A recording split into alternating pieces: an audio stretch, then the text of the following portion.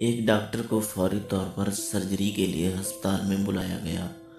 اس نے جلد از جلد کال کا جواب دیتے ہوئے ہسپتال میں داخل ہوتے ہی اپنے کپڑے تبدیل کر لیے اور براہ راست سرجری کے بلاک میں چلا گیا۔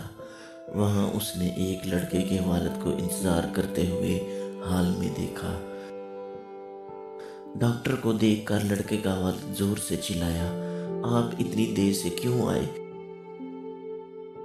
کیا آپ کو نہیں معلوم کہ میرے بیٹے کی زندگی خطرے میں ہے؟ کیا آپ کو کسی ذمہ داری کا احساس ہے کہ نہیں؟ ڈاکٹر مسکرایا اور کہا، مجھے افسوس ہے، میں ہسپتال میں نہیں تھا اور میں فوری طور پر کال ملتے ہی آیا، اور اب میں چاہتا ہوں کہ آپ پرسکون ہوں تاکہ میں اپنا کام کر سکوں۔ پرسکون ہو جاؤں؟ اگر آپ کا بیٹا ابھی اس کمرے میں ہوتا تو کیا آپ پرسکون رہتے؟ اگر آپ کا بیٹا مر رہا ہوتا تو آپ کیا کرتے؟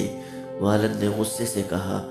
ڈاکٹر پھر سے مسکرایا اور کہا، مقدس کتاب میں کہا گیا ہے، تو خاک ہے اور خاک میں مل جائے گا۔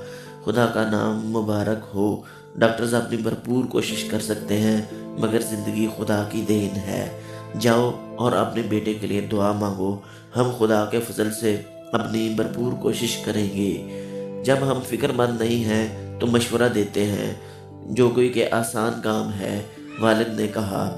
سرجری کے کچھ گھنٹوں بعد ڈاکٹر نے مسکراتے ہوئے آپریشن تھیٹر سے باہر آیا اور کہا،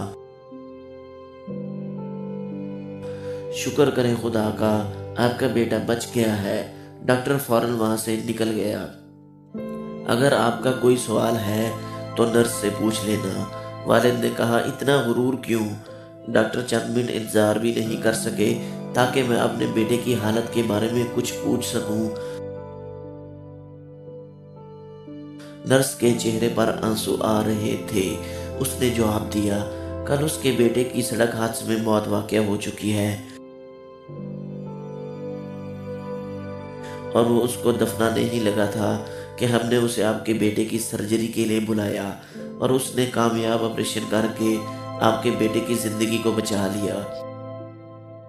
اخلاقی طور پر ہمیں کبھی بھی کسی کو بھی جج نہیں کرنا چاہیے جب تک کہ ہمیں اس کے پیچھے کی کوئی وجہ تک معلوم نہ ہو کہ ان کی زندگی میں کیا چل رہا ہے۔